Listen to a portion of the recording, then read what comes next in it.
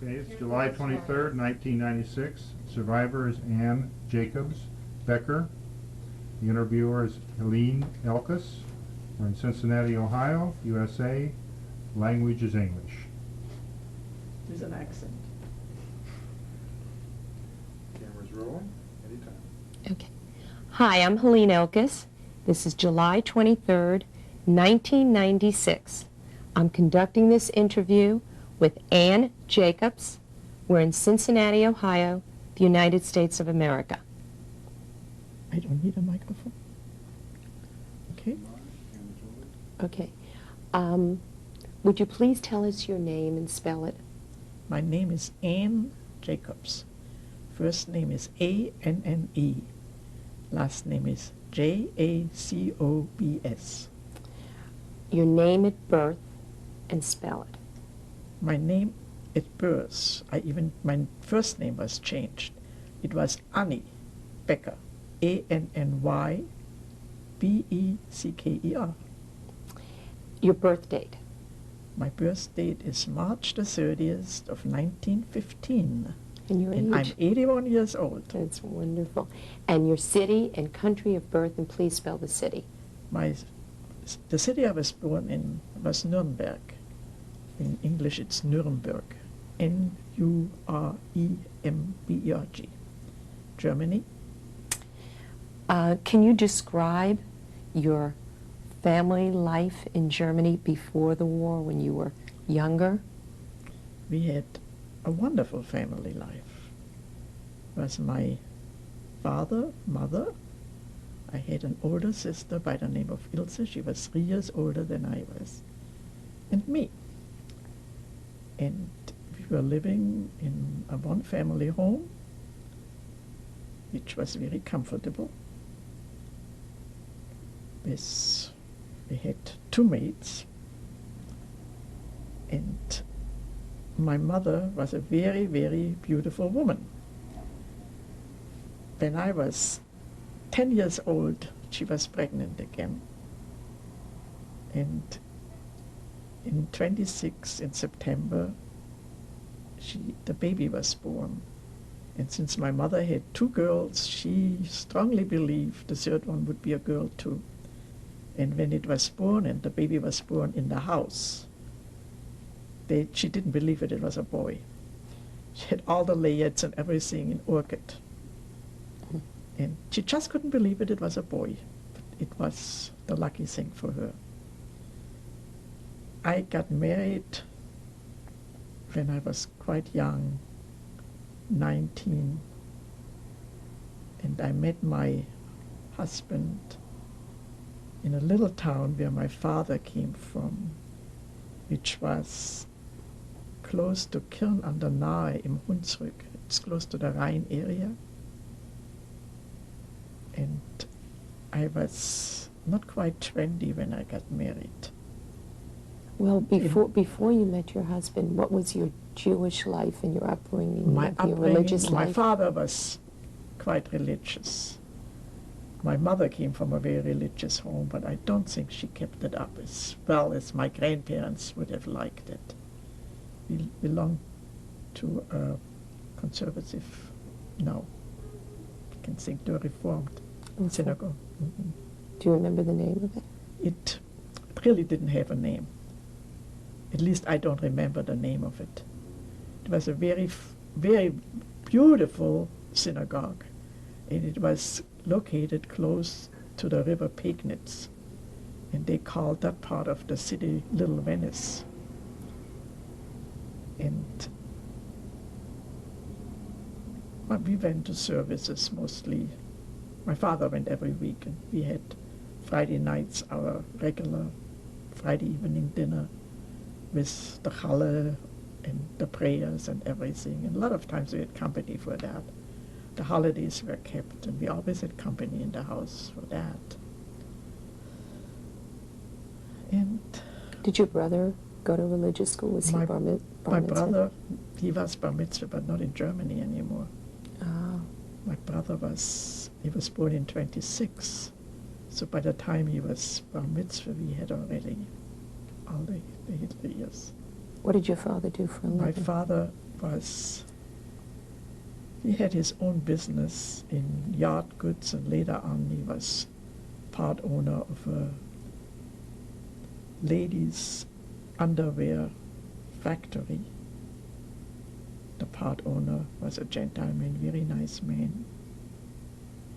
And I think he was connected with them practically to perhaps 38.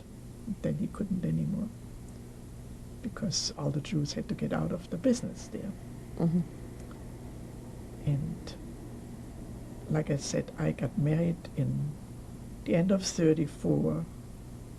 Did you go to And, school? You went to school before. I went to school to high school and to grade school in Nuremberg.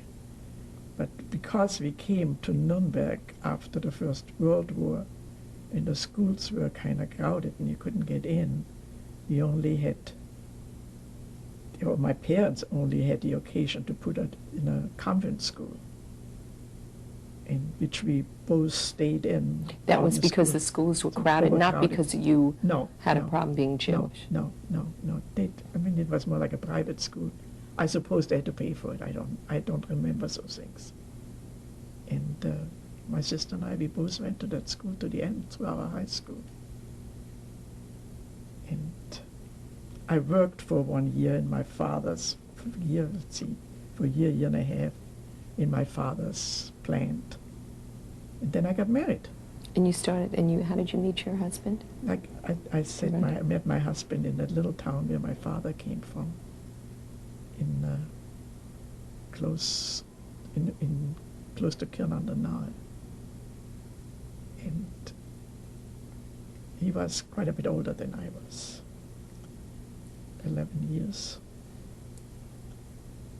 And we lived in Rheinhausen, which is on the left-hand Rhine side of Duisburg am Rhein And what year did you get married? in 34. So were there changes already as Not far as really. being Not really. There No. wasn't too much. Perhaps it was a little bit, but really not that much there. It was a small community. And my husband had a haberdashery store in the town. My in-laws my father-in-law was a butcher, and he had a butcher shop in the town next to it, which was called Friedrichsheim. in your husband's name? You My mean? husband's name was Friedrich, but everybody called him Fritz Rothschild, Rothschild. We lived in an apartment, and after we were married a little more than a year, my daughter was born, Margaret. So she was born in She was 36. She was born in 36, in January of 36, in Fürth, which is close to Nuremberg. Was she born Yes. at home? No, in a Uh-huh. hospital, Jewish hospital. It was the only Jewish hospital we could go at that time. It was Were in there Fürth. problems at that time? I think they started out at that time with problems. What was the first sign of changes that you felt? Well, I don't think we could use any other hospital anymore except the Jewish hospital, Jewish doctors. Were you, what I did mean to ask you, how far back did your family go into German heritage in generations? Generations. I really couldn't tell you exactly, but I would say at least at the beginning of the 1800s, Mm-hmm. perhaps even more, Right. but it's kind of hard. I know actually more of my father's side in that respect than from my mother's side, but it's hard to tell. Right, so you were many generations from Yes, I Germany. would say so. So now your daughter was born, I'm sorry, I was No, checking. that's all right. Get Your out daughter of- was born in a Jewish hospital in a because Jewish there's only hospital one. in Fürth. My parents wanted me to come home for that because, like I said, everything was already a little complicated, getting upset about it. And they felt like You mean being but Jewish? and they probably felt I was safer with them or whatever. So I came home. Well, what were the laws that you started to feel the enforcement of the Nuremberg laws? And I don't remember that exactly. I only know, like I said, you only could. The Jewish people had to go to the Jewish hospital, and since the Jewish hospital was in Fürth, which was connected with a streetcar, was just like practically like here in Covington or St. Paul and Minneapolis or those cities, just built together. And so I came home With the baby. with the baby, and I stayed with my parents. And your husband stayed in Rheinhausen? Rheinhausen. I suppose he came for the birth. Those things are so vague. It's all gone. I don't remember. And we lived in an apartment. It was a house with two different apartments, downstairs and upstairs. We lived upstairs. With your parents? No. This is back Rheinhausen. in Rheinhausen? Yeah, right. Okay. That was So you my went home back then. to Rheinhausen after she my was home born? Then. Right. Okay. And that was in January of '36. And then naturally, you could feel life became more difficult for Jewish people. I remember I was visiting an aunt in Berlin in '38 with my child. And at that time, the benches were marked, the park benches were marked with a J where the Jews only could sit. And it was just a little more uncomfortable, I would say, for everybody. My brother-in-law, who was in the business with his parents in Friemersheim in the butcher shop, decided early enough that he wanted to emigrate. And he went to Holland, to a town by the name of Tilburg, which is close to the Belgian border. And he opened a butcher shop there. He was very successful in that. And when we finally noticed that we couldn't keep our store open anymore. Were people were not shopping in your store, or you were No, not you allowed? just, it was just impossible to keep it open because you couldn't hold any employees, nobody, and then you didn't have customers anymore. People didn't come in. Yeah. So we gave that up, and since it was very hard to get over here in the United States with that quota system, and we had a very high quota, we didn't know how long it would take, and we wanted to get out of Germany. And what year was this when you decided? That was, I would say in '38, but I know we were in Germany still at the Kristallnacht. Yeah, that's what I wanted to Yeah. ask you. And I had fallen, fainted, I almost should say, once in a theater just shortly before, and broken my two front teeth. And my parents were friendly with a dentist who had studied over here, who at that time could cap your teeth, and which was unusual. One didn't do that. So they wanted me to come to Nuremberg back and see this dentist. And the date when we decided to travel, it was just the night of the Kristallnacht.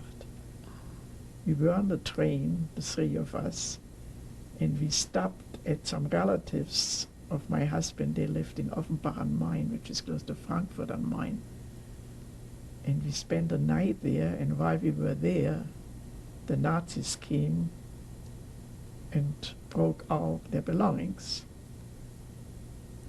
And They came into the house? Yes. But they yes. didn't harm? They didn't harm us, and for one reason or the other, they didn't take the men either. Weren't you very frightened? Oh, absolutely. Absolutely. It was a horrible thing. And You just stood there, everybody was just there, and they came? I don't remember. I only know it was a very frightening thing, because they just ruined everything. I mean, they didn't care what it looked like or whatever, just dumped it all on the floor. And then the next day, we continued our trip by train from Frankfurt, from Offenbach to Nuremberg. And when I got into my parents' house, My parents were both there, and my sister too. It was the same condition. Everything was ruined, except one room, which they called the Biedermeier Zimmer. They had beautiful furniture in there, and my sister was a piano teacher. Her grand piano was in there. And the guy who was supposed to ruin that, he couldn't bring it over his house. He didn't do anything to it. He didn't. No, he didn't Isn't touch that it. something? He didn't touch it. But the rest was all broken, ruined. It was horrible. So the dentist I was supposed to go to, they closed his practice. So he had He was a Jewish was dentist? a Jewish man. And he had a friend on the outskirts of the city who told him he could work there. So he fixed my teeth. And I guess after that we took the train back. Luckily nobody was taken or whatever. We were all alive. But that must have been, that was in 38, right? Yes. November of 38. November of 38, Yeah. yes. And then we knew we had to get out. So my brother-in-law in Tilburg, we couldn't emigrate to Holland. They didn't take any people anymore. But somehow he had, since it was on the border of Belgium and Holland, he knew people across the border in this little town by the name of Turnhout. And there was a little fish, was a store where they sold fresh fish and cheeses, and he bought that for us. So we had all our furniture, could move into that house, which was very cold and humid. It wasn't hard to get out at that time? You could It still... was hard to get out, but I guess we could take everything what we had along. Crossing over wasn't so easy. I mean, they How did you checked- do it? How did you... some friends, some Dutch friends, took us over. I remember that by car. We traveled. You went by When car from yeah, Germany? from Germany, and at the border. I mean, you had to undress completely. They checked you over from head to toe, inside, outside, everything. Could you take all your possessions? Were you Oh, well, you couldn't- limited? You couldn't, at that time already before, you had to give up. Like silverware, I think you only could keep perhaps a set for each person in the family. And jewelry, you had to give up. You had to give up mostly of your good possessions, but I mean not furniture, but little knickknacks and stuff like that. I saved a few of them, which I could take over. I don't even know how I brought them even over here. But it was very embarrassing to go through that customs thing at that time. Because like I said, it was horrible. I wouldn't wish it on anybody. Mm. And I mean, it was a woman who did it, but even her, it wasn't very pleasant. They treated you like a criminal. Yeah, right. So we came to that little town, and I never had actually done anything like that. The people before them pickled their own herring, and they came in big cakes like that. I don't even know how many there were in there. And I said, I will never pickle a herring in my life, because I pickled for my own life. Mm-hmm. And, well, that must have been, I would say, in 39, in summer of 39. It was summer of 39 when you when we crossed. crossed the border. Now, did your parents... My parents were Stayed in- still in Germany, but they finally got their number come over here was called, and they got the permit to come to the United States. You didn't have too much choice at that time anymore to travel over here. So they were supposed to travel from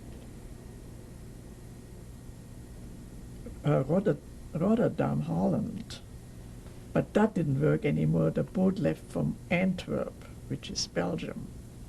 So they could come with your brother. How old? My Your brother was a in minor then. France at that time already. They Oh, they sent him My brother was in France with an uncle, a brother of my mother.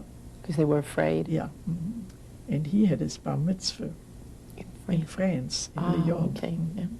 Which wasn't really a bar mitzvah, but I mean, that was the age Right. when he was there, which was in 39. So did your parents get your brother to come with them? or Yes, my parents came, they left Germany, I would say, in March of 40. And they came and stayed with us for a couple of days before we took them. They traveled to in that little Rotterdam. town on the border? Yes, yes, it was not too far. Well, it's not that big. Belgium and Holland isn't, they're not that big country. Right. And we went to the boat to Rotterdam, but we couldn't go in really close to them. There was a fence in between. And my little girl, who was by that time going on 4, she told my parents she would come every Sunday and visit with them. Oh. She remembers that. Isn't Still it? now. She remembers Yeah, it. yeah. And so they left. I don't know what boat it was. Must have been a Dutch boat. Now they just went with your brother. My your brother wasn't. My brother came from France. Perhaps a couple of weeks later, he traveled by himself over here. My mother had a few sisters, 2 sisters, living here, and I think some of her other relatives had already emigrated at that time. So who went on the? Your brother didn't go on the boat. My with them? brother didn't come with my parents. He came by himself. And your My sister father, was my in mother- Germany, right? My sister stayed in Germany. She was married. Yeah, Okay, so she stayed in she Germany. stayed in Germany. And your brother did My- not come with them. No, my brother came, like I said, he was in 40, he was 14 years old, 14, 15. He came all by himself from France, but around the same time, perhaps a month later than my parents. It couldn't have been much, because in May the whole thing, He came to you, but he he didn't came. come to me. He went to. He went direct from France to the United States. Oh, so they did get him. Yeah. Okay. But it had to be in April, I would say, because in May the whole thing broke loose because the German overrun Holland and Belgium. And when the Germans overran the country, the Belgians took us as Germans. So they came to take all the German men and put them into prison. So my husband was gone because he was a German. This was in That 1940. was in 40, yes. So then I was alone with my little girl. They put him in prison. Yeah, they took him Mhm. because they didn't want the Germans. You never knew, what it was. They didn't trust the Germans, and the Belgium had a hate for the Germans anyhow, because they remembered what they did in the First World War. They weren't treated so nice. So they took him, and I know we visited him in prison in Turnhout. I don't know how long he was The there. prison was Turnhout. Turnhout, yeah, Okay. in that little town. I don't remember how long he was there. Naturally, our business was gone by that time. And the neighbors were awfully nice. If your business was gone, what were you surviving on? Well, I guess I had a little money at that time. I really, those things are so vague. I don't remember anymore. I probably had a little money by that time. I don't know. But anyhow, after that, What were the conditions with your husband in prison? I don't know, because when the German overrun, I mean, they let you visit him. I visited him once. That's all Once? I remember. Mhm. But after the Germans, the army came in, I think by that time they took all the prisoners south, And I suppose by that time they were in France already, because, it all goes right into the other. And he finally ended up in Gurs. But I think by that time the Germans had that camp already, which was a large camp, right? And like I was still living in Turnhout, but I decided I would rather move to Brussels. I knew I had a friend there from the same little town where we were living, Rheinhausen. She was living in Brussels. Her husband was also interned, and he was in Gurs. And so I stayed with her. What was her name? Don't remember. Oh. Don't remember. For the world of it, I can't remember. It's gone. You meet so many people, it's gone. But she was in the same She was situation in the as you. same, except she didn't have a child. I think she was a little younger than I was. And I stayed with her for a couple of days. And this is where I met my second husband. So did you, He was a friend of hers, and we became friendly. so you just took your baby and left everything And behind? then at that time I still had the house in Turnhout. But then I decided, after I was in Brussels, and I thought, well, I think I bring all my furniture and sell them in Brussels, so I have some money, and move to Brussels. Did you realize how grave things were? Oh, absolutely, that time? absolutely, yes. Were you afraid for your life? Well, you were afraid for your life at that time, not really because you were Jewish. I don't think that wasn't that important at that time yet. I think you were more afraid of the bombardments and stuff like that, because everything was, if not completely destroyed, but ruined by the Germans. Didn't you have to wear the armband? You should have, but you didn't. You were required to, but you But did not. didn't. No. Mm-mm. Well, didn't you have papers? Well, If they would have. the Germans didn't give you a passport because they wanted to get rid of you, so you didn't have a German passport. And in Belgium, well, you were German, but you really didn't have any official papers. So you became friendly with different people. And I think my future husband, who was very, very helpful to us. Now, how did you meet him? Like You I said said, I in met him Brussels. at that friend of mine. He was a friend of hers too. I think they belonged together to the same gymnastic club or whatever it was called, Turnverein or whatever. And I guess he had pity for us. I felt pity for us. I don't know. He helped us. What was his name? Eric Jacobs. And he found a place for us to stay. And possibly he was even helpful in selling my furniture. I don't remember that anymore exactly. Now, But- he was from Belgium? He was also from Germany. And how did he get to Belgium? He escaped, or for? I guess it was close to the frontier. I think I couldn't tell you that either. What But was it he was- doing to survive? Well, I think he did a lot of black marketing at that time. You had to make a living. That was the only way you could do it, actually. Now, if he was German, how come they didn't take him away? I guess he was Jewish and German. Right. I don't know how he got Because out your of it. first I know. husband I was- don't know. I couldn't tell you that either. But he I don't know. Perhaps he wasn't Was he registered. in hiding? Perhaps he wasn't registered. I don't know. I couldn't tell you that. Okay. Yeah. Good. Right. So, finished. Yeah.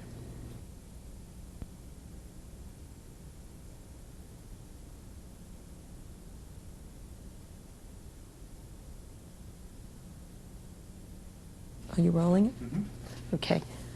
You were telling us that your husband-to-be, Eric, Yeah. was there, and he was helping you sell your furniture. And Yes. And he found a place to live for us. And I think he had a room in that same house. But this also is very vague again. This was a boarding It house? was a boarding house. Yes, the house belonged to an old gentleman, and he had a housekeeper, and she rented out the rooms. They were living down in the first floor apartments, and they rented out a second floor.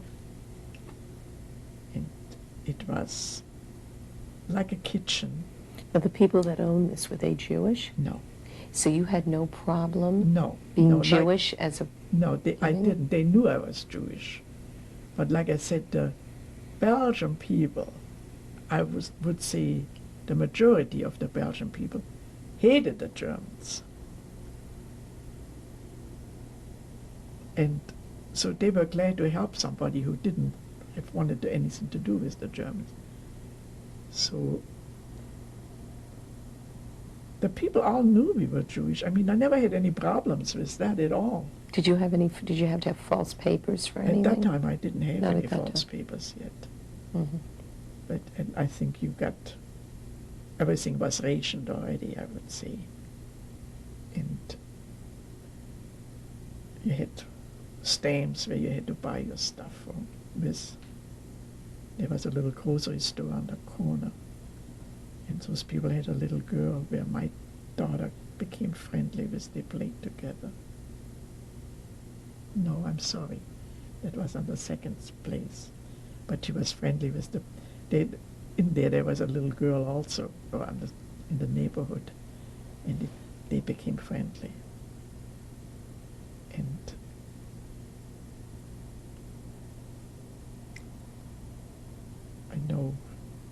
I don't know why we moved then. Somehow you felt insecure and you thought, well, perhaps you should move a little more away or change your location so you wouldn't be known by the authority. So we moved into that second place. In that house, the owners were two elderly people. And they had a lot of boarders there. And they all knew that we were Jewish. But everybody was very nice to us. I know there were Jewish people living across the street, and they were picked up one night. But somehow, don't ask me how, they never came for us. Is that... Wow. And how did you support yourself and At your child? that time, somehow I knew to knit very well. And there was a little knit shop in Brussels where we had to take the streetcar to get to. So my daughter and I went every week to that little knit shop. And this lady gave me yarn and a pattern for a sweater to knit. And the following week I brought that finished sweater back and she gave me yarn again. And at what time we were in that little shop and a German officer walks in. And my daughter at that time must have been about 5. And this man went down on his knee and he started to talk in German to the child. And he told her that he had a little girl at home and she reminded him of his daughter and he missed her so much. And my child was standing there. She understood German, but she just didn't open her mouth. She didn't say a word. She knew to be a... Right. She just didn't say a word, like she didn't understand. So she understood about the Germans at that Yes, yes. She was 5, 6. I don't exactly. She was born in 36, so that could have been 41, 42. I don't remember exactly. But if you ask her, she still remembers that. She just didn't open her mouth. Perhaps the man wouldn't have done anything anyhow, but it's a kind of scary situation. And I think that's how I made a little money on the side. And I used up the money I got for my furniture and stuff. And you never had contact from your husband? Did you write? I might have had contact. I think they only were allowed to write ever so often. I might have had a few letters. I wrote back. I also had, I think through the Red Cross, my parents could be in touch with us I think it was about every 3 months you could write a postcard with 25 words or something like that. So I stayed in touch with them. Somehow. I heard from my sister, who was still in Germany until 42, and I know my birthday is in March, that I had a package from her with a cake in it. And at that time, she just got deported. She and her family, with a 1-year-old child, were deported to Poland. She was in a camp. There were not too many people deported from Nuremberg, but none of them came back alive.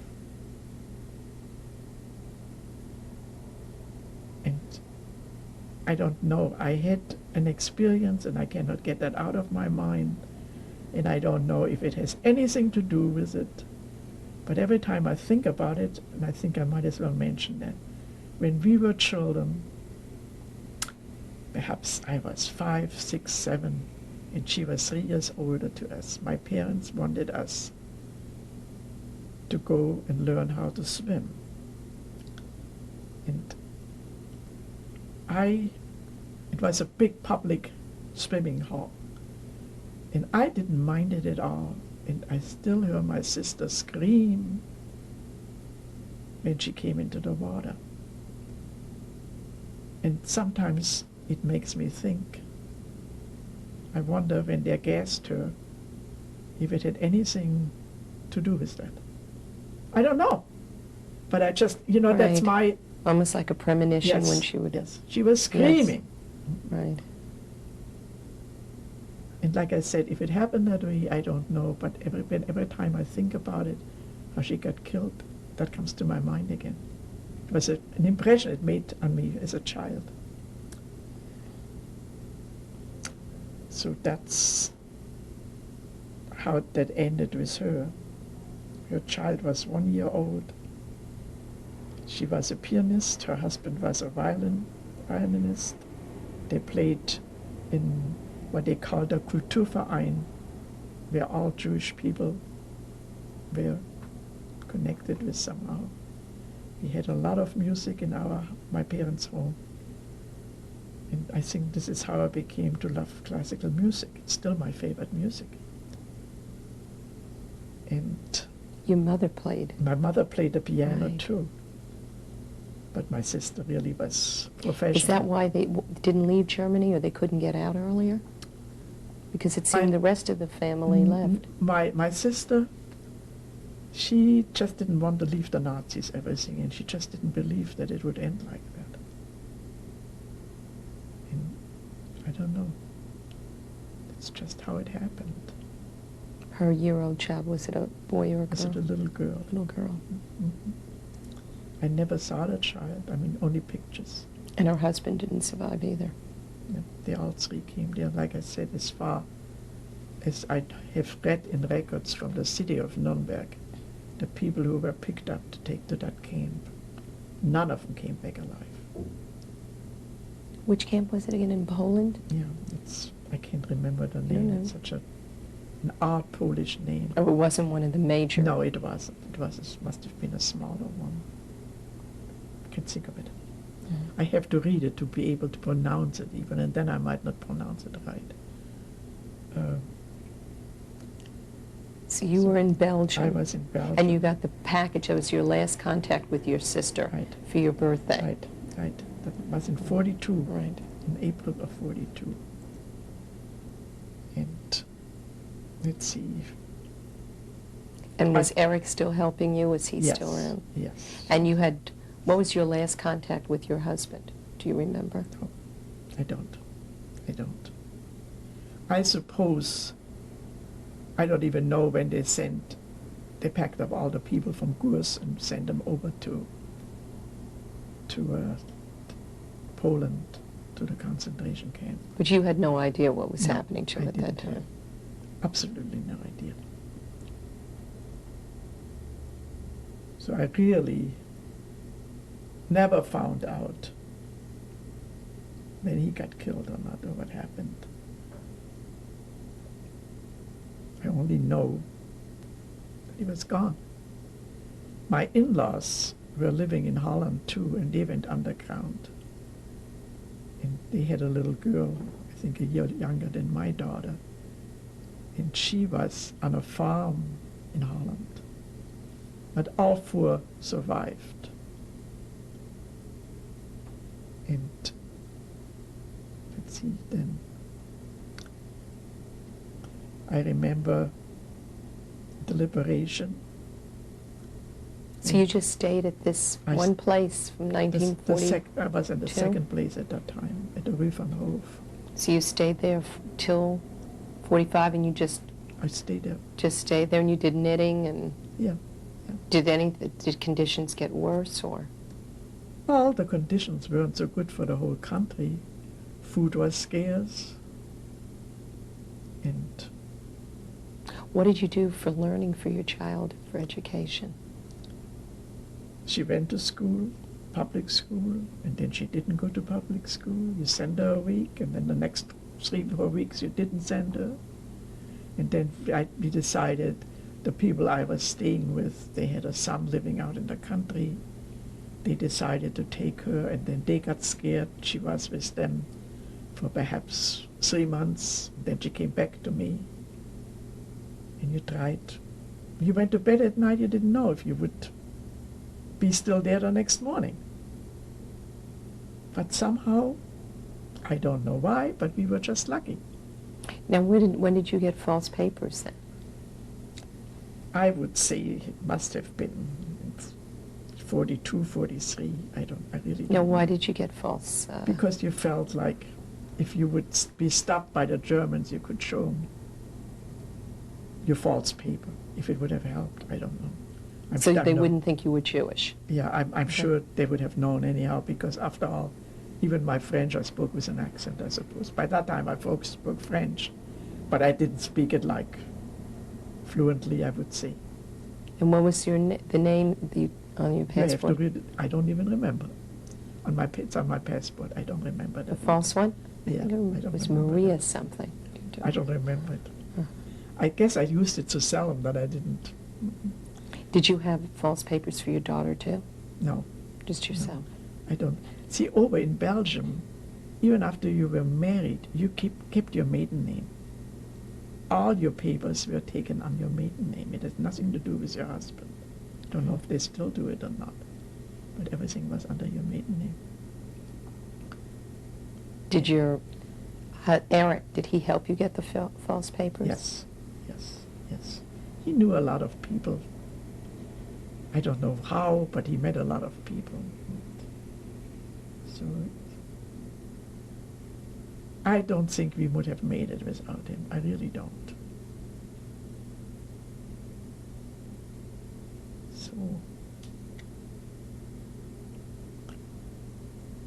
don't ask me what we did with our time. I don't know. I know we took the streetcar, we went to the park, my daughter and me. And then you never know when they bombarded. That by that time it was the American who bombarded, the American in English. So you didn't know if you survived through that. You just laid on the ground, that's all. But somehow there was something in the life which kept the people together. You weren't supposed to have a radio, but everybody was listening to the radio, especially in the evening. And you could eventually understand by the phrases that were used that something was going on, something was planned. And naturally, you were hoping, and perhaps even daydreaming, that it would happen one day, that they would come to liberate you. Wasn't there a point you couldn't get mail from your family from the But United only States? through the Red Cross. Like I said, they have... Oh, you did it through the Yeah, Red Cross? Through the Red Cross, I think they could send you certain letters. I think they were more print. They were 25. They couldn't write more than 25 words. That's all you could write. Because I thought at a certain point you couldn't get mail through. I don't know if I got it on a regular base.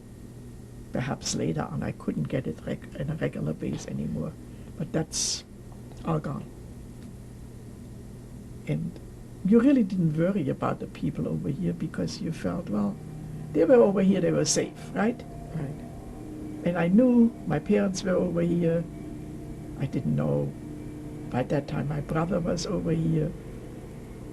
But perhaps I didn't even realize he was old enough to be called to serve too, which he was. He was over in the East. He was in Japan. As a matter of fact, he was in Hiroshima the day after the bomb came down. Mm. And, You didn't know any of that. well, by that time, I think we knew because we were liberated, I think, by the time they sent the atom bomb. I really don't remember exactly if I knew where he was. But I know when the American and the English came in, my parents had friends or acquaintances who was stationed then in Brussels. And he brought me the first letter from my parents. And in this, I think my aunt had written it. They told me that my father had passed away. And that was a shock, because I figured, well, there was nothing going on. I was safe. And then I had a neighbor who immigrated to England, and he was in the English army. And he was a cook for them. And he tried to find us, and he did find us. He came ever so often and had food in his clothes packet and brought us food. I don't think it was too hygienic, but it didn't matter. It was food. Right. Yeah. And I guess by time, it wasn't easy even then after the liberation. It took a while. And when you were liberated, what was the feeling? I mean, Oh God, you were elated. It was unbelievable, really. It was just unbelievable. you remember that day? I mean, Not exactly, but I know my child was running to the corner. There was was in a place in the middle of that section of the city where the army or whatever, they walked through, and they walked through and they came in trucks. And I remember the Americans just threw out bubble gum and candy for the children, and they were naturally elated about all that. They hadn't seen anything like that. We had also a friend who came from England, and he always brought my daughter chocolate, and she called him, that was the chocolate boy. So, I don't know why certain things stick to your mind and others forget, but I would say that the very unhappy things you pluck out of your mind, and that's how they fade, and you only remember the happy ones. I think this is your survival instinct. that helped you survive. I think so. I think so. Did you always think you were going to survive? Not necessarily, but I'm just an optimist, which I still am now. So I suppose that helped me too. No. The food was so scarce during the war over there, and there are times when you could get like fresh fish, and the fish you could get at that time was herring. And you went to a store with a cleaning bucket, and you bought as much as you could get. Fresh herring, they weren't salted, they were just like fresh fish. And you fixed that for days at a time. And the thing in Belgium, which was very good, which was very plentiful also, even during the war, you could get fresh vegetables. And I remember that what's very expensive is here was very inexpensive there. You ate Belgium endive, which is actually the chicory root, and it's grown underground. So you lived on that you ate it in any kind of form of you wanted to, creamed, baked, fried, raw, just to get a little variety. The bread you had, the macaroni you had was beige like that cover of that chair, but you were glad to have it. I don't think meat was too plentiful either. I don't remember that. But it didn't really matter. As long as you had something to eat, that was the most important thing. I know we ate a slice of bread and put mashed potatoes on top. So it was something to spread. Mm-hmm. Could get imitation honey, stuff like that. But I honestly, if I have to think back, I don't remember. Just certain things I do remember. I still see that slice of bread with the mashed potatoes on top. Nobody would touch it here. But it was good. It was nourishment. Yeah, That's right. My daughter had frostbites on her feet. I guess it was from vitamin deficiency.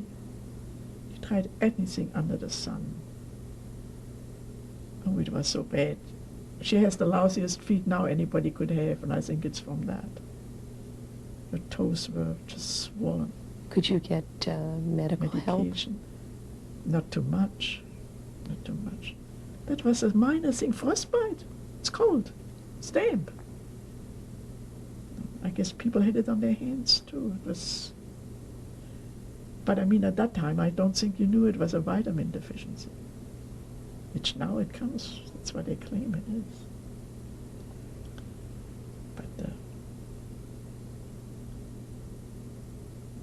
But she grew up anyhow.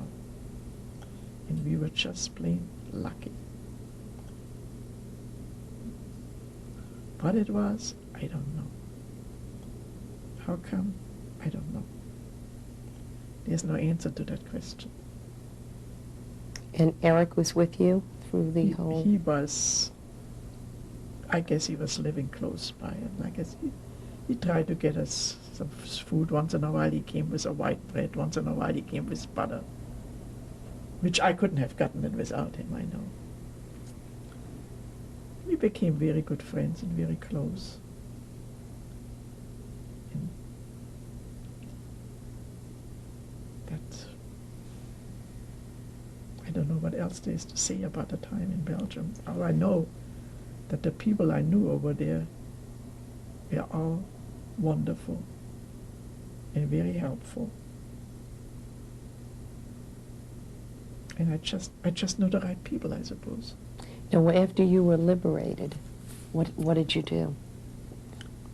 Well, I think you got somehow a little help from the Jewish community then. I guess they came over from here and set something up. I don't know. You got money, supposedly. Every You stayed week. in Brussels. Yeah. Well, I had my quota to come over here. But I think it took until 47. So you until it stayed was in the closed. same boarding house, Stayed in the same place. and you applied to the United yes, States? and like I said, I had my quota still from Germany, and I went on the German quota. And I think you had to go. The American consulate, I think, was in Antwerp at that time. You had to travel to Antwerp for your physical. Now, you But didn't the- go back to Germany at No, all. I didn't go back to Germany. So how did you try to find out what happened to your sister, your Somehow brother? I found out about it. Did you have, you don't know? I No, mean, how I found out, I don't know. I don't know how I found out about my husband either. yes, tried. that's right.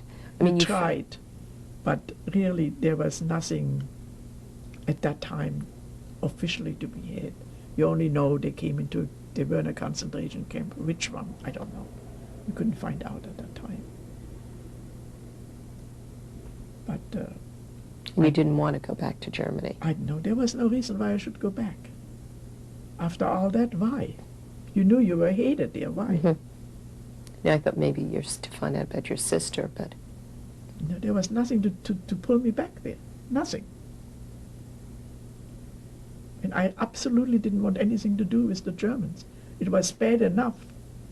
We had to take the train from Brussels to Sweden, and we had to travel through Germany to get them on the boat, because that was the only place you could travel at that time. You had to go to up to what was it called? Göteborg, to get the boat there. And the train took you from Belgium through Holland, through Denmark, and up to Sweden. And you even hated to do that. And you saw all the destruction and everything, and I don't know if the German hated you because of what was going on before or after. I mean, you just felt very insecure to go there even. so to you go through. applied to come. Did it help that your parents were in this country? Wouldn't that have? Yes, I guess that's my daughter. Yeah. So I knew, yes, it helped that my mother was here and my brother, and Right, your father had passed away. my father had passed away, and I had a lot of relatives here. So I know, and then you had to wait to get the boat.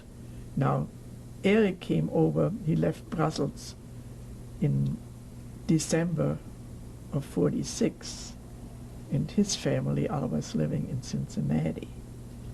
And somehow we couldn't get away until March of 47. I guess there weren't too many seats or cabins on the boat available either, because there was only one boat going, and it was the Gripsholm. Everybody came over on the Gripsholm at that time. So when it was booked And it up, left. when It was left booked from up, where? it left from Göteborg, Sweden. Good. Just don't answer it. Mm. So we traveled from Brussels, like I said, by train to Göteborg. And even there were no hotel rooms to be had. We stayed for a couple nights on a little boat in the harbor. They rented out the rooms.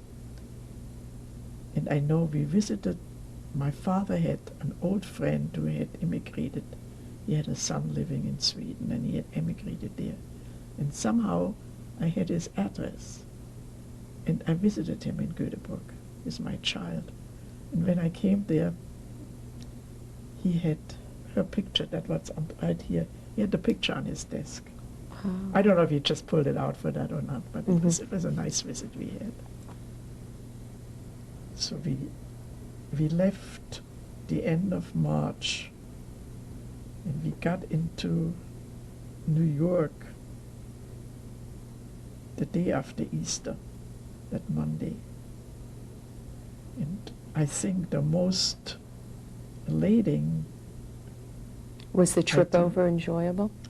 was Yeah. all right. It wasn't too bad. We were seasick one night. It wasn't too bad, really.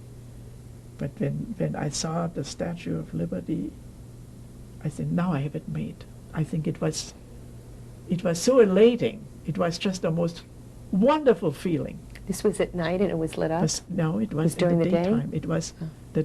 it was a very bright, sunny, beautiful day on the 6th of April in 1947. was a gorgeous day. And like I said, if you saw that water and the sky and the statue, and thought, oh, this is heaven on earth after all that.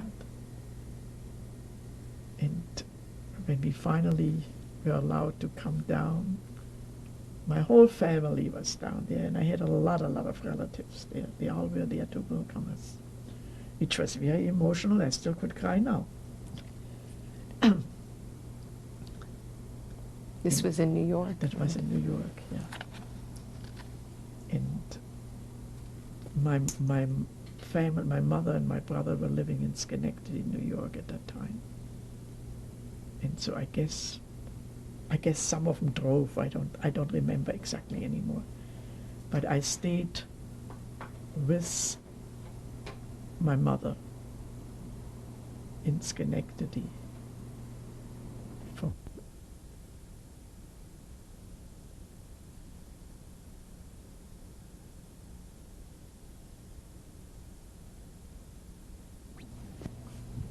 Okay. okay. Okay, and you were in Okay. Schenectady? We were in and- Schenectady. My mother and my brother were living together in an apartment on McClellan Street, and she had to make a living. And since my mother never was in business, and she was a wonderful cook and baker, she always rented at least one room, sometimes even two. She had boarders. But then when we came, I guess she only had one boarder at that time. And I think the whole family was very good in cooking and baking, because I remember I had an aunt and her husband. They used to live in Berlin. They opened a boarding house, and since Schenectady was a college town, there was Union College there. They always had college students there.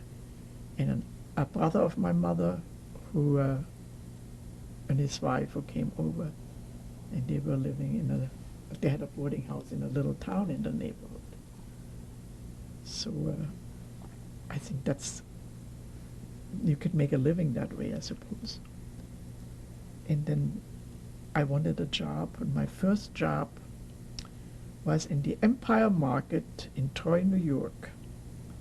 And at that time, they just started in wrapping the meat The grocery into, store. yeah, into cellophane in paper, and I worked there.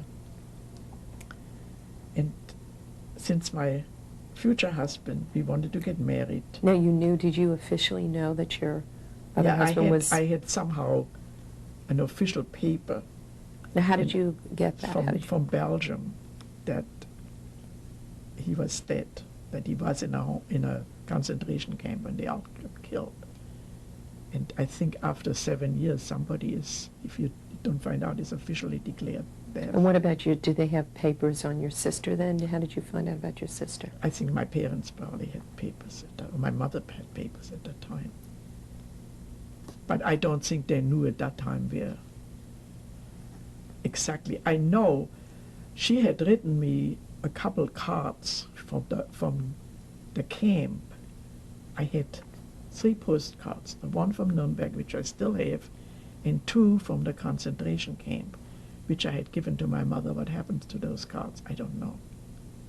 But they came from that camp. And I suppose she could write to me because I was, after all, under German.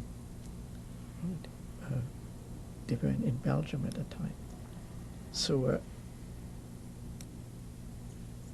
then I guess we wanted to get married. Well, I wanted to visit him. I don't know exactly how that was. It was in. You kept in... How we did you kept know in where... Touch. I knew he You was. knew he was going to... He was in Cincinnati, and we kept in Mm. touch. I guess we wrote letters or whatever, perhaps even called.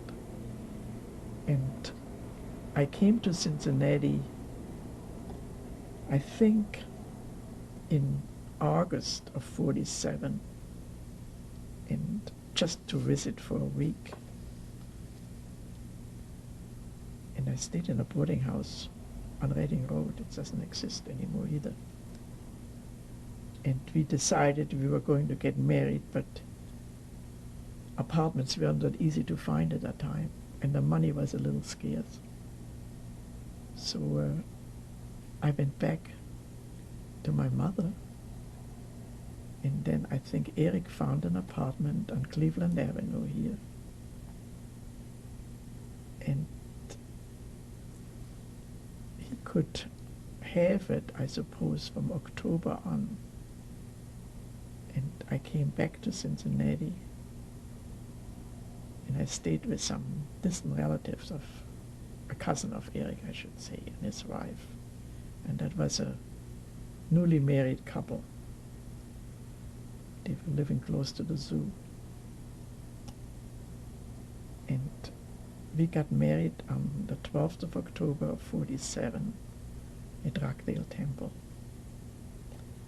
My daughter stayed with my mother because we felt like for the first couple of months until we were settled here, she should be there. She felt at home there. She knew the neighbors and the kids, and she went to school there. So I think it was kind of a happy time for her.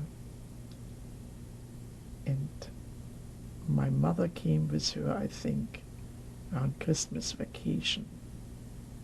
And by that time, I suppose we were settled in the apartment. The apartment was large enough. There were 2 bedrooms. And we borrowed money from an uncle of mine in Schenectady, which we had to pay back naturally because they didn't have anything either. And then we bought the kitchen appliances and a kitchen table and stuff like that in a living room, a bedroom, which I still have, the bedroom. And then we bought some used furniture for the rest of the building. 2 beds for a guest and a child. And he had a job, and I started to work in the department. What did he do? His uncle had men's, what do you call it, furnishing underwear, a wholesale place on 4th Street, and he started to work for him. And my first job here in Cincinnati was at Rollman's department store. I don't know if you remember that, where that was. I've heard of it. Yeah, it was on the corner of 5th and Fountain on the square. Actually where that parking lot was, where they are now going to build that new building for Lazarus. And the employment manager said to me, well, until your English is a little better, I think you start working in the marking room. I spoke English.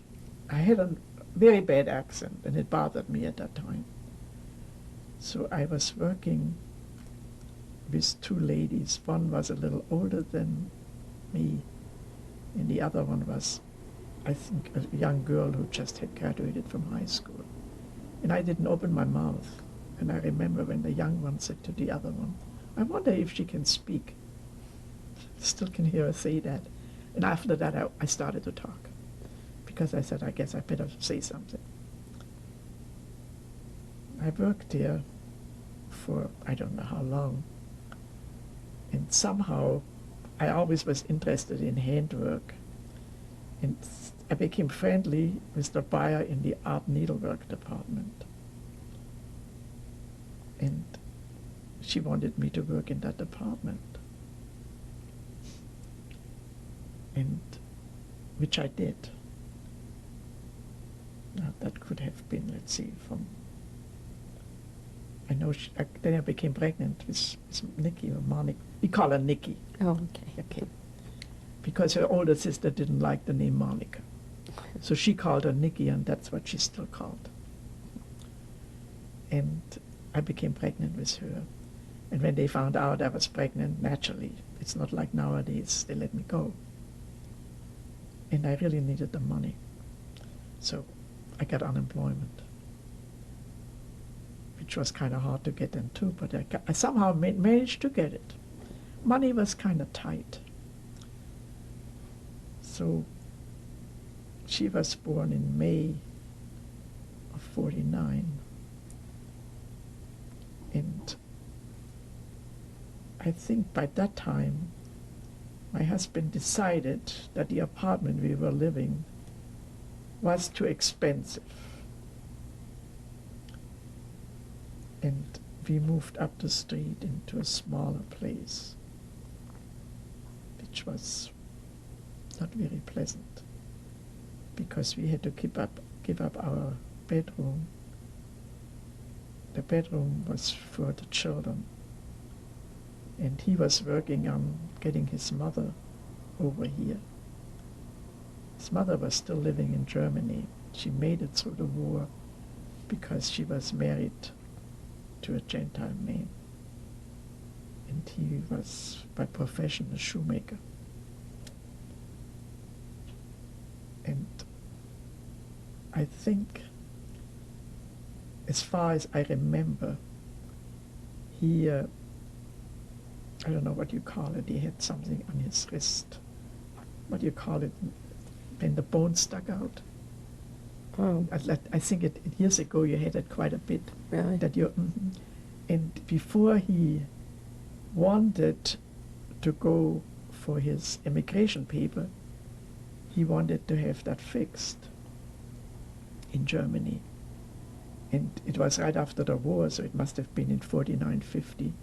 And I suppose their hospitals weren't very organized at that time.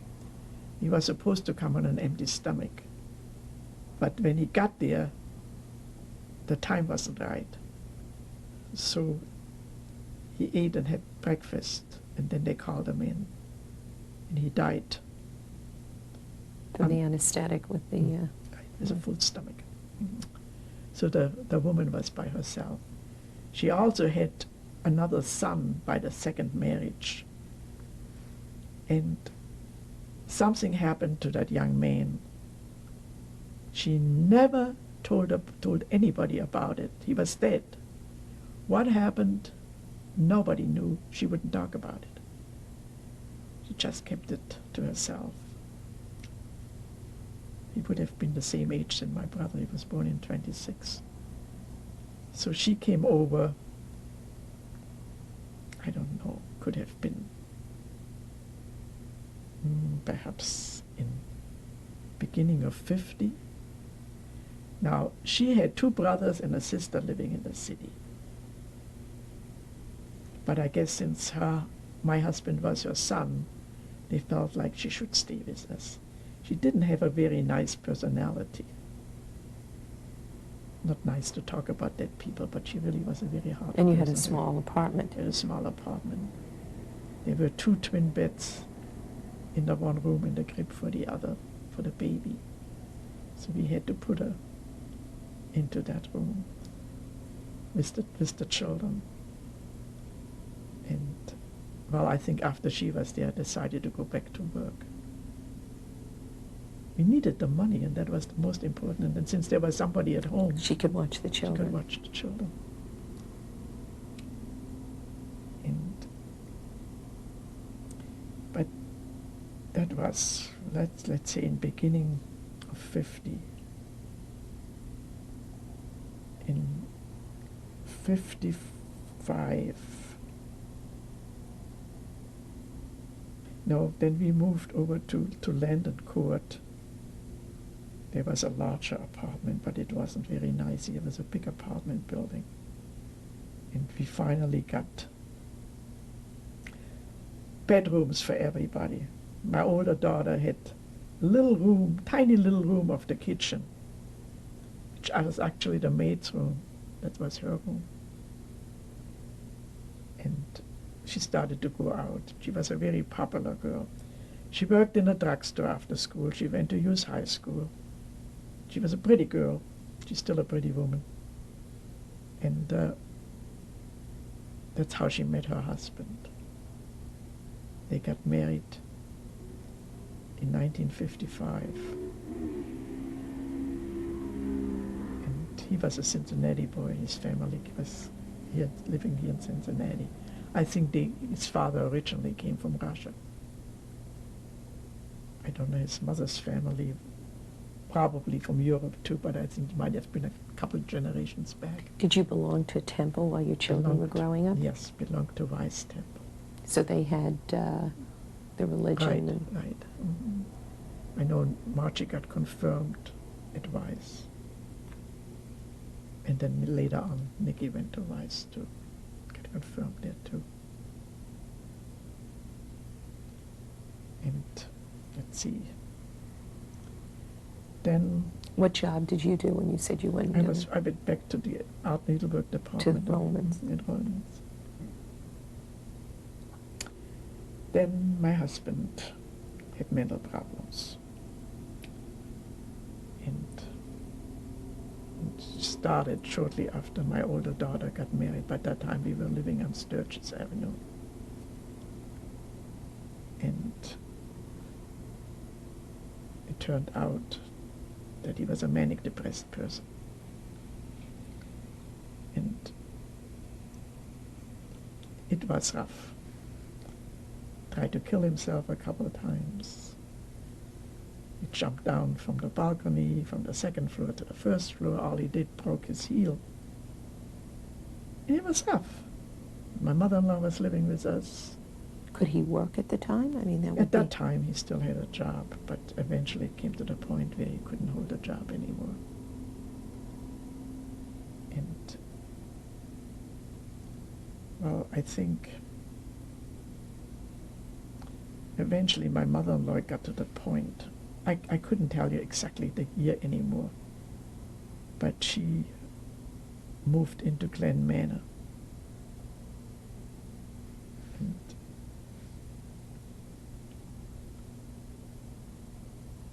I think more or less I was the only breadwinner at that time. It was tough. It was also serious. And don't ask me how I made it through all that. I don't know. I think my optimistic outlook on life helped me. I don't know. So then we moved out to Hartwell. We rented an apartment out there. Nobody lived out at that time in that neighborhood yet. It was a nice apartment. And by that time, Nikki started to go to Woodward High School. And I was working for Rollman's. Later on I switched. I was working in the appliance department and in the office. And I think in '61 they closed the store. And I needed another job, badly. But I had talked to some of the appliance service people, and I became friendly with them, and they said to me, why don't you come in here once and see if we can always use extra help in the summertime. So at that time, their office was behind the courthouse on Sycamore Street. And I went there one day, and they hired me. I think I was at Rollman's, the store was closed, but until April, and I could start there right away. But it wasn't a full-time job. They promised me over the summer. But then they kept me on there, and I worked there for over 20 years. And I think that was my luck. Now, your husband was not working at this He time? was working off and on. But I mean, you never knew when he came in one of those down conditions, when he couldn't hold a job, and when he was, as the manic depression is, and when he was up, it was even worse. Because money grew on trees. He just went out and spent it, bought things which were unnecessary. And when he was down, he felt so sorry. It was pitiful. I was working, and I had to get up in the morning. I had to leave the house shortly after 7. She had to go to school. And since he didn't have a job, he went to a place up on Reading Road where people with mental problems did more or less like a club. And this lady who was running it got him interested in singing. So he belonged to some kind of a choir. in the middle of the night, he had a tape recorder, and the walls weren't that thick. About 1, 2, 3 o'clock in the morning, he was sitting in the other room practicing his singing, because that was his job. That's what he thought. And I went to a lawyer, wanted divorce, and then I said, what should the poor guy do without me? So I never did it. But then it came to the point one day where I said, I cannot do it anymore. There will be 2 sick people and not 1. And I told him to move out. And he moved out, and he went to the lawyer and sued me for divorce. And I didn't fight it. And this is how we got a divorce. Nicky knows how many nights we lived through that. We didn't know where he was and what he did. It was impossible. So then And that was in what year? that was the year Katie was born. Nicky, what year was that? 79? 78. Huh? 78. I got my divorce 3 days before her second child was born, and she was living in Louisville at that time. But we were friendly. I mean, it wasn't a nasty divorce. We got along. We saw him afterwards.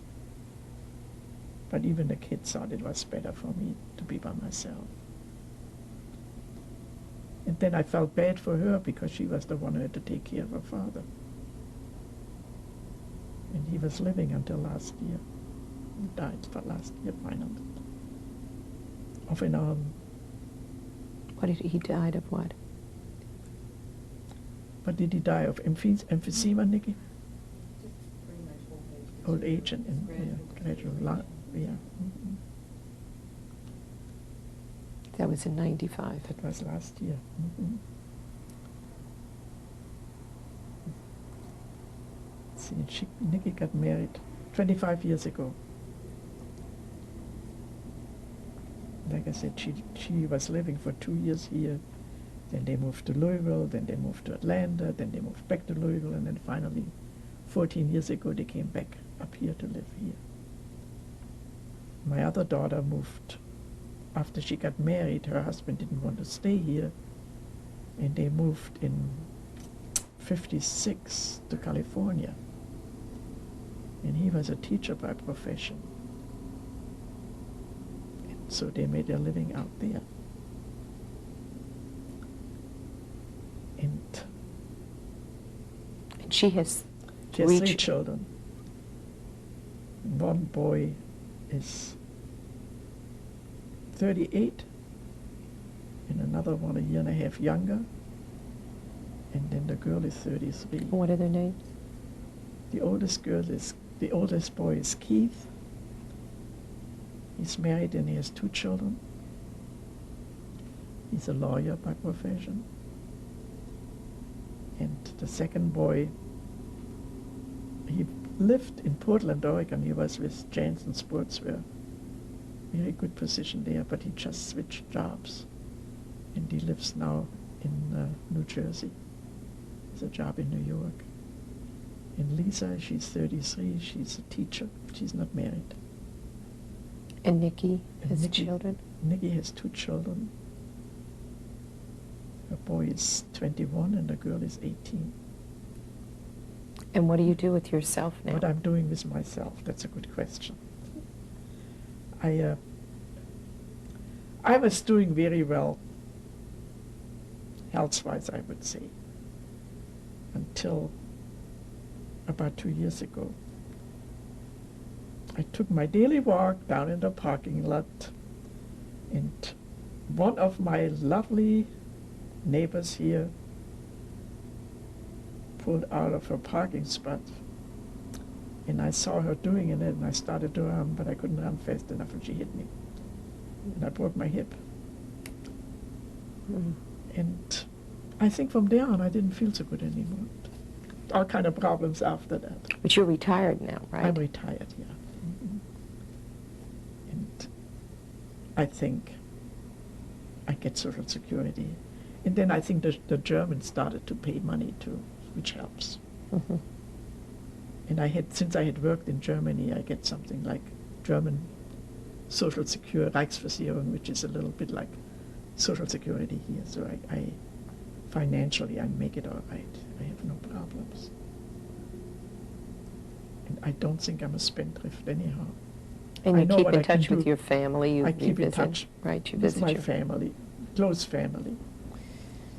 Do you have, from your experiences Yes. and everything you've been through, do you have a special message that you would like to say to the future generations that are going to be watching this video?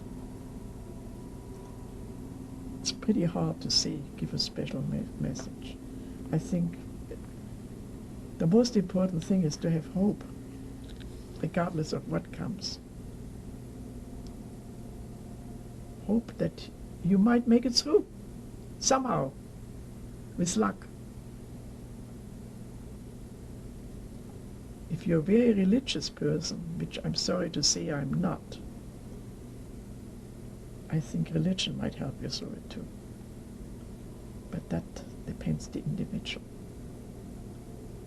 I think I was a lot more religious in my younger years than I'm now. But then I think it's your life experiences which either make you or break you in that respect. And I can only talk about myself. I only feel if you really have religion, you're better off. So that's all I can say.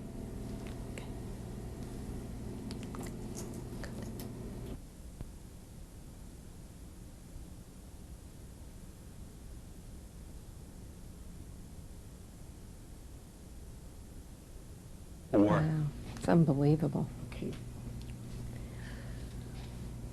Anne, would Yes. you please introduce your daughter to us? Okay. This is my number 2 daughter. Her name is Monica Romas, but everybody calls her Nikki because her older sister didn't like the name, and it stuck with her. Nikki, do you have anything you'd like to tell us? Yes, I think I do.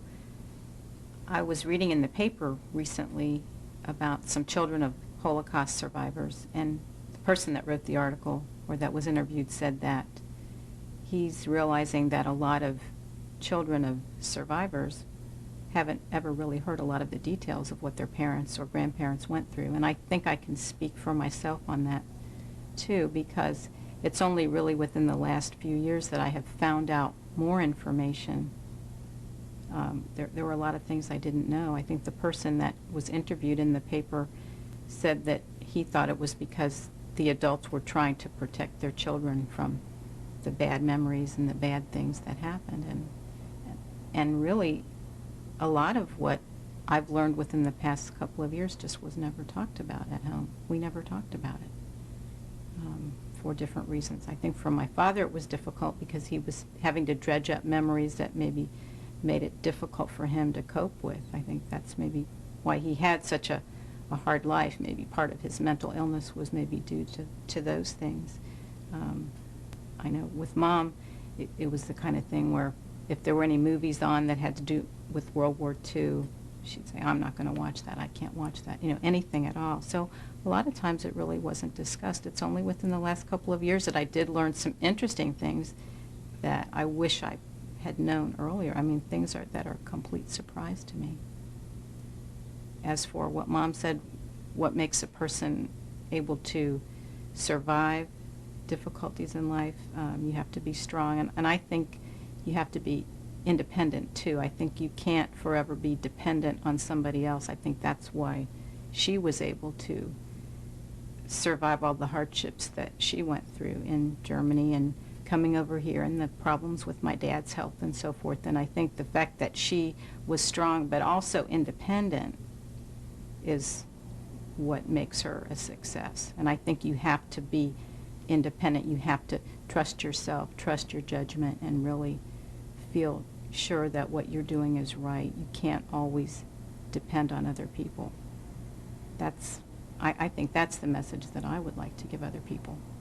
Do you feel different as a child of a survivor in the sense of your whole feeling about doing the videos and your whole feeling toward your family?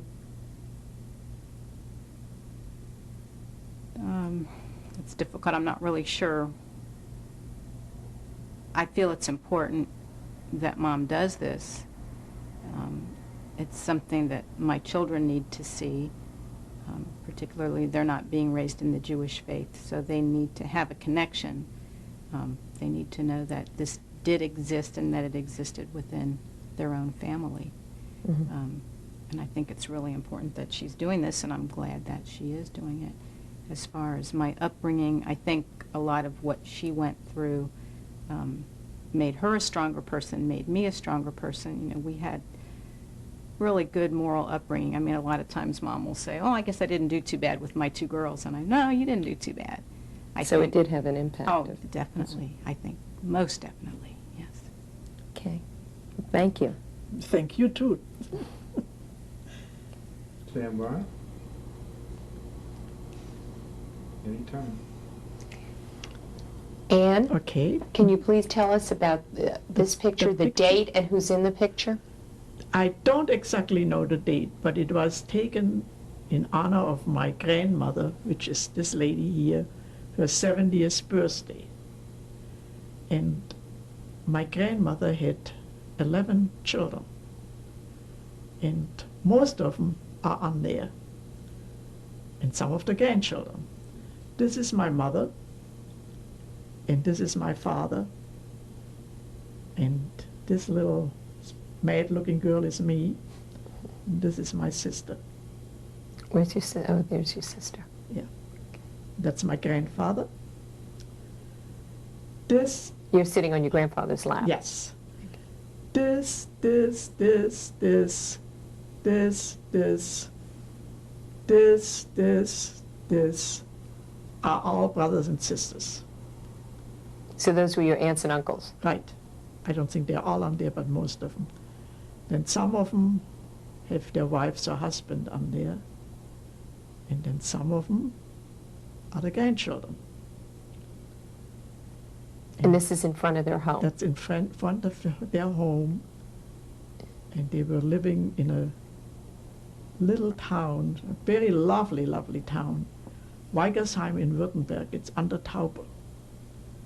And if anybody ever saw the Brother Grimm story, it was filmed in the castle there. Anything else I want to say? No, that's lovely. Okay. Most of the people are gone. There are a few cousins left, still alive. I think altogether 4. Some of them were killed in a concentration camp, and some of them died a natural death. Thank you, that's lovely. Stand by. Stand by. And she looks like a model in this picture. Bear rolling. Anytime. Okay. Anne, can you tell us about this is picture? my mother and father. I would say it was taken in the early 20s. Cannot be quite sure about it, but I would say by the dress to tell. Wouldn't you think so? Yes. Yeah. Yes. Beautiful.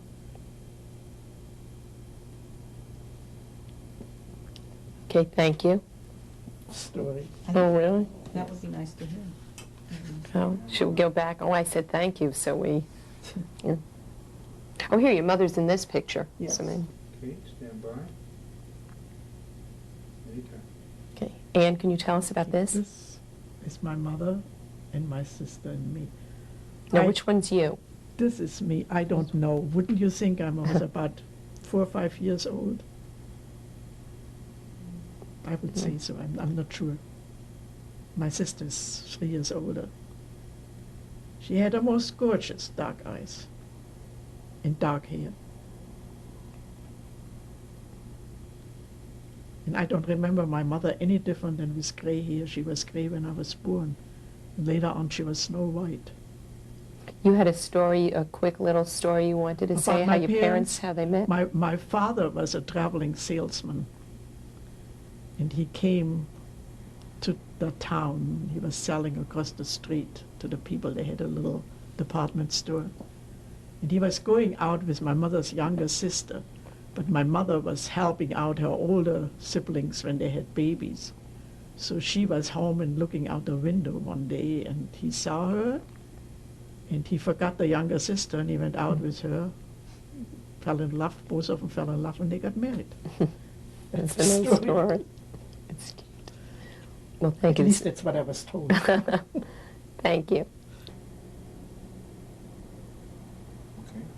Okay, can you tell us about this Yes, I picture? can tell you about this a little story. I think after my aunt from Schenectady came visiting in the early 20s, she was talking about it, that everybody had their hair cut over here, very short. And I don't think I liked my long hair. So I was allowed to have my hair cut. So I'm the one with the short hair, and my sister has the long hair. It's cute. Okay, thank you. Okay, Okay, Anne? this is my sister and brother. I think I was married already at that time, so I would say it was taken in around 35, 36. Was your sister married My at that sister time? wasn't married at Yeah. that time. And I would say my brother was about 9, 10. I wasn't living there anymore. Mm-hmm.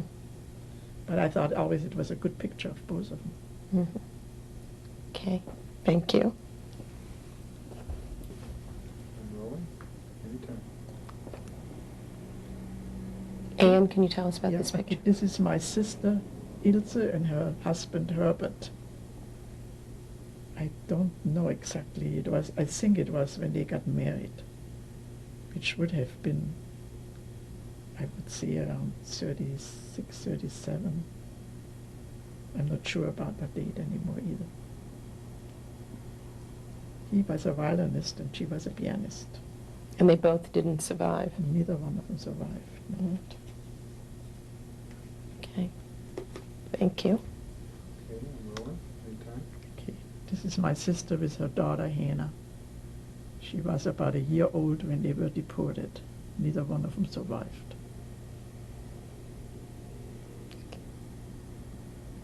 Okay.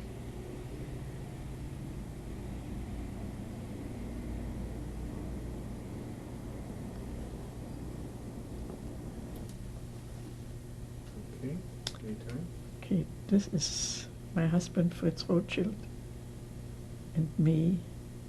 I think it was our engagement picture. Must have been taken sometime in 34. That's it. 1934. Mhm. And this was Fritz, Yeah. Frederick. Yeah. Mhm.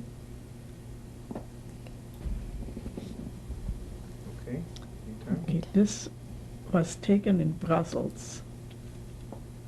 At that time, it's my friend Eric Jacobs. We took a stroll. I don't remember the year. Was this during the war, do you It think? must have been during the war, yes. This was in the area where you lived? Mm, Do you think? perhaps, yeah. Mhm.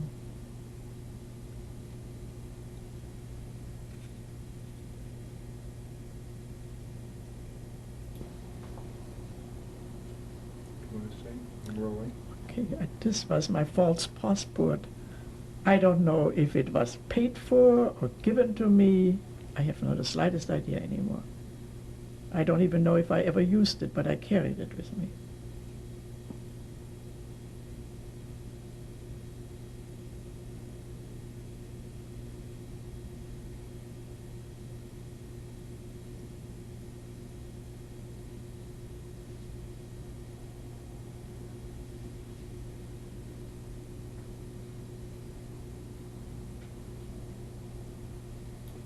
Okay, I'm rolling.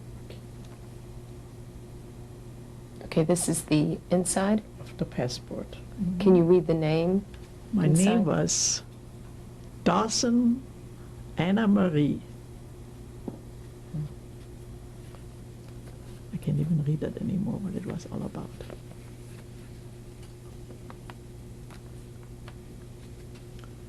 I think the Brussels, the date. Was that a Belgian name? It said your nationality was from Belgium. It must have been a Right. Belgium name, I would say, yeah. At least they let me keep the first name pretty much like I went. Didn't have Marie in it, but Anna. Right.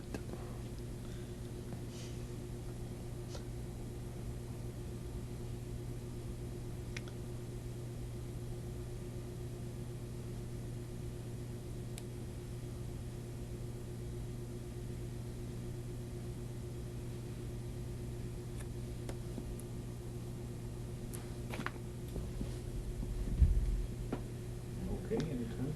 Okay, that, since the German took away my German passport and I wasn't a Belgian citizen, they had to write out one of those papers so I could emigrate to the United States. And that's what that whole thing is all about.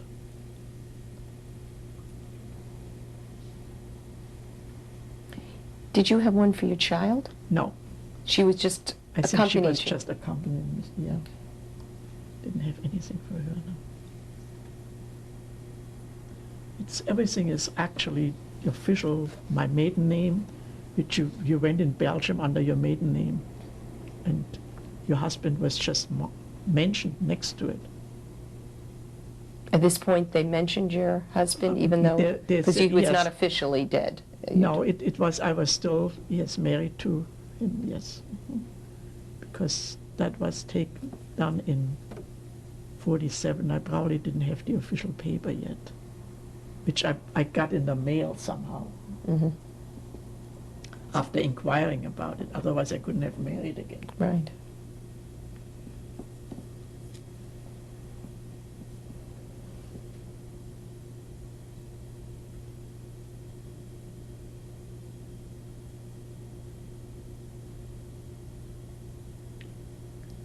It's interesting in Belgium. They put on everything stamps. I guess that was the taxation what you have to pay for. Mm-hmm.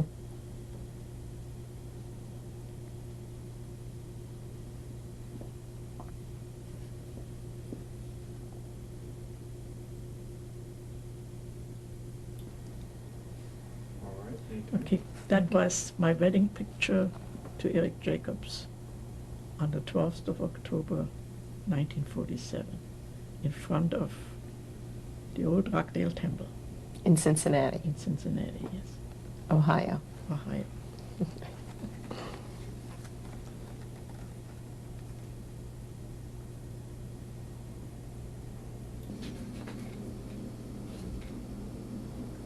anytime. Okay, now this is Eric Jacobs and Nikki and Ann Jacobs.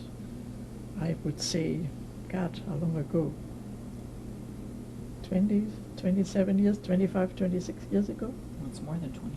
In the 70s, early 70s.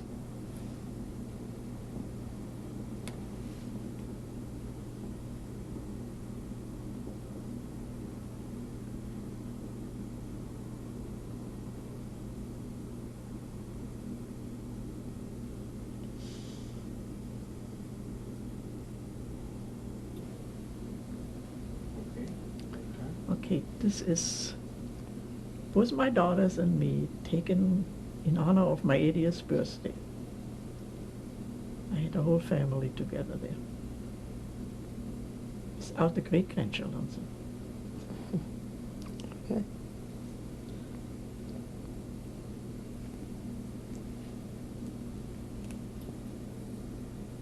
Okay. Okay, this is my brother Martin and me. And that was taken at the same time on my 80th birthday.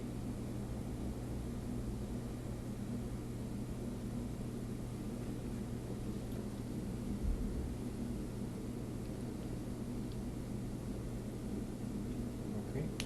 Okay, that's taken at the same time, and I will explain. This is my daughter Nikki, and this is her husband Dave.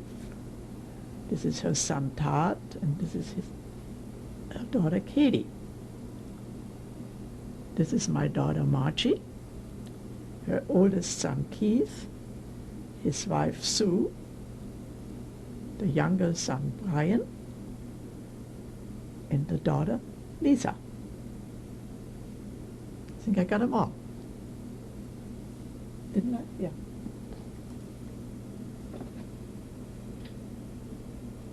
Yeah, my brother and his wife and my sister-in-law and their younger daughter and their husband were here too. Oh, All that's for them. nice. Wasn't it nice? Beautiful. Beautiful family. Now we are planning again. My brother will be 70 the end of September. Doing So it. we'll try to go to Albany. Nice, that is.